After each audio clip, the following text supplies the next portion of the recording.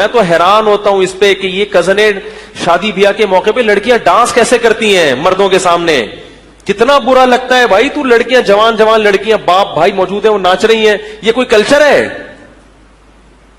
یہ کون سا کلچر ہے بھائی؟ یہ تو جانوروں والا کلچر ہے. مسلمانوں کا جو صحیح مذہب کو فالو کرتے ہیں ان کے ہاں کزن سے پردہ کرتی ہیں. بات آ رہی ہے سمجھ میں؟ میں نے جس گھرانے میں آنکھ کھولی الحمدللہ ہماری سب بہنیں کزنوں سے پردہ کرتی تھیں, بھابیاں دیوروں سے, ایک ہی گھر میں رہتے ہوئے بھی کوئی ایک دوسرے سے فری نہیں ہوتے. حالانکہ احترام اپنی جگہ, احترام بھی ہے, عزت بھی ہے, ان کا خیال رکھنا بھی ہے, مگر سامنے بیٹھ کے گپے لگانا, فری ہونا, یہ تو اب میں جب گھروں میں لوگوں کے دیکھتا ہوں یار کزنوں سے مسافہ کر رہے ہو, وہ شادی میں تمہارے سامنے ڈانس ہے, اس کے باپ کو کچھ نہیں ہو رہا, اس کزن کو تو مزہ آ رہا ہے کزن کے سامنے ڈانس کرتے ہوئے, لیکن اس کے ابا کو کیا ہو رہا ہے؟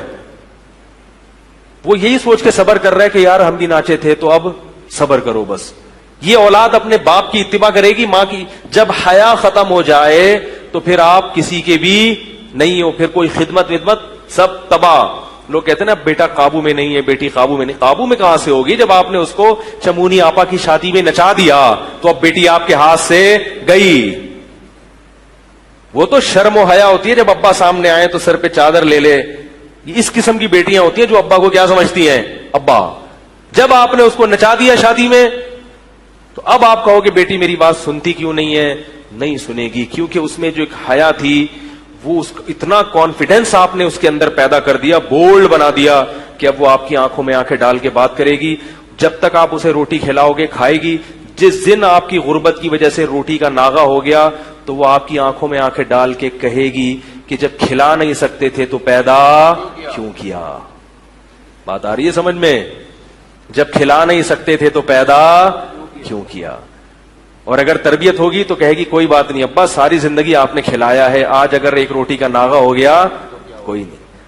سلیمان علیہ الصلوۃ والسلام کا ایک واقعہ کتابوں میں لکھا ہے, لقمان علیہ السلام کا. یہ کسی کے غلام تھے تو ان کا مالک ان پہ بہت سخاوت کرتا تھا. تو ایک دن مالک نے ان کو ککڑیاں دی, جب انہوں نے کھائیں تو وہ کڑوی تھیں لیکن یہ کھا گئے. مالک نے ایک ککڑی چکھی, یہ کیا ہے یار یہاں مسلسل. مالک نے ایک ککڑی جب چکھی تو کڑوی تھی. تو اس نے کہا لقمان علیہ السلام سے کہ تم یہ کڑوی ککڑی کیسے کھا گئے؟ کہتے ہیں ساری زندگی آپ نے میٹھی ککڑیاں کھلائی ہیں, آج جب منہ میں کڑوی گئی تو مجھے شرم آئی یہ کہتے ہوئے کہ یہ کیا ہے؟ کڑوی. میں نے کہا کھا لو بس. یہ شکر گزار لوگ ہوتے ہیں, شکر گزار اولادیں ہوتی ہیں.